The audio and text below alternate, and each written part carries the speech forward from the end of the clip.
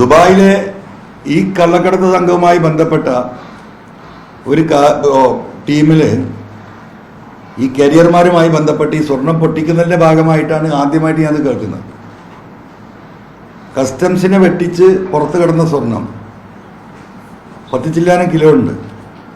ഈ പറയുന്ന ADM എന്താ പറയുക ഡാൻസഫ് ഗ്രൂപ്പ് പുറത്തുനിന്ന് അറസ്റ്റ് ചെയ്ത് അവരെ കേന്ദ്രത്തിലേക്ക് കൊണ്ടുപോയി. കേന്ദ്രത്തിലേക്ക് കൊണ്ടുപോയി ഇതുവരെ കേസ് ബുക്ക് ചെയ്തിട്ടില്ല, റിപ്പോർട്ട് ചെയ്തിട്ടില്ല, ഒന്നായിട്ട് വിഴുകുന്ന കേസാണ് പറയുന്നത് കേട്ടോ. കേന്ദ്രത്തിൽ കൊണ്ടുപോയിട്ട്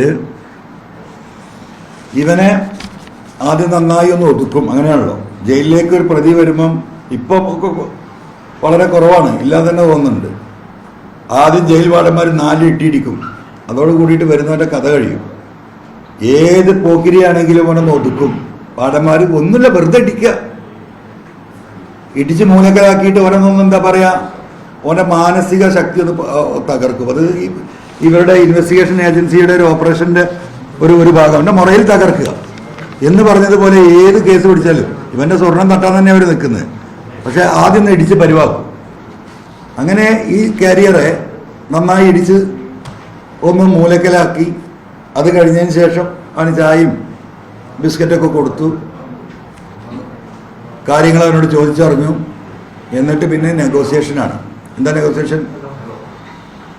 നിനക്ക് കാര്യമായിട്ട് എന്തെങ്കിലും ഞങ്ങൾ തരാം, ഈ കാര്യങ്ങൾ പുറത്ത് പറയരുത്, നിനക്ക് വേണ്ട സംരക്ഷണം ഞങ്ങൾ നൽകും. ഇവന് സ്ട്രോങ് ആയിട്ട് തയ്യാറായില്ല.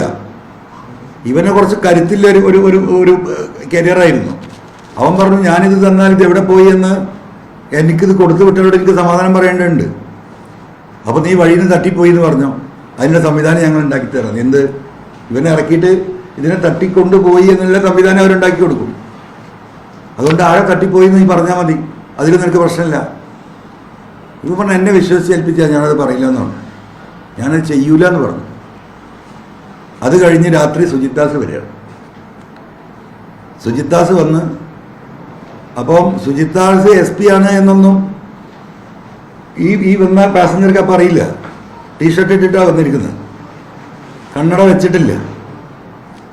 അങ്ങനെ ഇവനോട് പറഞ്ഞു, പറഞ്ഞതൊക്കെ നീ കേട്ടല്ലോ, നിനക്ക് നല്ലതാണ്, നിനക്ക് ജീവിക്കാനുള്ള സൗകര്യം ഉണ്ടാവും. നീ പറയുന്നത് ഈ സാധനം കാണാതെ പോയി എന്ന് പറഞ്ഞാൽ അവരോട് ഉത്തരം പറയാൻ കഴിയില്ല എന്നാ, അതിന് നീ പോകുന്ന വഴിക്ക് തട്ടിക്കൊണ്ടുപോയി എന്നതിൻ്റെ കേസ് ഞങ്ങൾ ഉണ്ടാക്കിത്തരാം. ഇവൻ വഴങ്ങിയില്ല. അപ്പോൾ സുജിത്താസ് പറഞ്ഞു, വണ്ടിയിലുണ്ട് ലാപ്ടോപ്പ് എടുക്കുന്നുണ്ട്. ഒരു മഫ്റ്റിയിലെ പോലീസുകാരൻ പോയിട്ട് ആ ലാപ്ടോപ്പ് എടുത്തിട്ട് വരികയാണ്. ആ ലാപ്ടോപ്പ് എടുത്ത് വന്നിട്ട് അവൻ്റെ മുന്നിൽ വെച്ചിട്ട് ഇവനോട് പറഞ്ഞ ഡയലോഗ്, നിനക്ക് ഞങ്ങളാരാന്നറിയില്ല, ഞങ്ങളെ പിന്നിൽ വലിയ കരുത്തുണ്ട്. ഇവിടെ എല്ലാ നേതാക്കന്മാരുടെയും മന്ത്രിമാരുടെയും എല്ലാ ഫോണും ഞങ്ങൾ ചോർത്തുന്നുണ്ട്. ഞങ്ങൾക്കെതിരെ ചെറുവിരൽ അനക്കിയാൽ ഈ സംസ്ഥാനം ഉണ്ടാവില്ല. ഇവിടെ ഭരണപക്ഷം ഉണ്ടാവില്ല, പ്രതിപക്ഷം ഉണ്ടാവില്ല, BJP ഉണ്ടാവില്ല. ഇവന് ഡയലോഗാ, ഇവനൊന്നും മനസ്സിലാവുന്നില്ല ഈ കരിയർക്ക്. അങ്ങനെ ലാപ്ടോപ്പ് വെച്ചിട്ട് ഇവർ ഇൻ്റർസെപ്റ്റ് ചെയ്ത ഫോൺ കോളുകൾ ഉത്തരവാദിത്തപ്പെട്ടവരുടെ അതിലെല്ലാവരും ഉണ്ട്.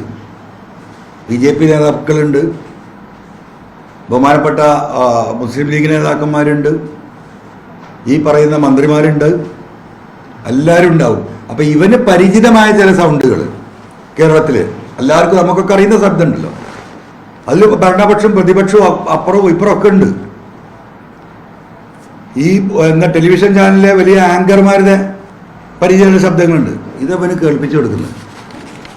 നിങ്ങളുടെ അവസാനത്തെ ഡയലോഗ് എന്താ അറിയോ? മുഖ്യമന്ത്രിൻ്റെ വീട്ടിൽ അടിച്ചു വാരുന്ന സ്ത്രീൻ്റെ ശബ്ദം വരണ്ട, നിനക്ക് കേൾക്കണോ? ഒന്ന് നിന്നെ കൊല വിളിക്കും. അങ്ങനെ 3 കിലോ അവന് കൊടുത്തു, 7 കിലോ അവർ അടിച്ചു മാറ്റി. ഇവൻ സത്യസന്ധനായതുകൊണ്ട് ആ 3 കിലോ അതിൻ്റെ ഓണർക്ക് തന്നെ കൊടുത്തു. അവൻ കാര്യങ്ങൾ വിശദീകരിച്ചു. അപ്പോൾ അവിടുത്തെ വലിയ റാക്കറ്റിൻ്റെ ഭാഗമാണ്. അവർക്ക് പിറ്റേന്ന് സാധനം വരാണ്ട് അവരത് തുടരുന്ന ആളുകളാണ്. അവരത് സപ്രസ് ചെയ്തു, മിണ്ടിയില്ല, പറഞ്ഞിട്ട് കാര്യമില്ല എന്നല്ല. ഈ വിഷയം ഞാൻ അറിയുന്നത് ഇതിൻ്റെ പിന്നാലെ നടക്കുമ്പോൾ 1-1.5 മാസം മുമ്പാണ്. അതുകൊണ്ടാണ് ഞാൻ ഫോൺ കോൾ ചോർത്തുന്നുണ്ട് എന്ന് പറഞ്ഞിരുന്നത്. വേറെയും ചില വിവരങ്ങൾ സൈബർ വിങ്ങിൽ നിന്നൊക്കെ നമുക്ക് കിട്ടിയിരുന്നു. അതിനെ കോറിലേറ്റ് ചെയ്യുന്നതാണ് ദുബായിൽ നമ്മുടെ സുഹൃത്തുമായി ബന്ധപ്പെട്ട സുഹൃത്ത് ഈ വിവരം എൻ്റെ ഒരു ബന്ധുവിനോട് നേരിട്ട് പറയുന്നത്. അതവിടെ നിൽക്കട്ടെ.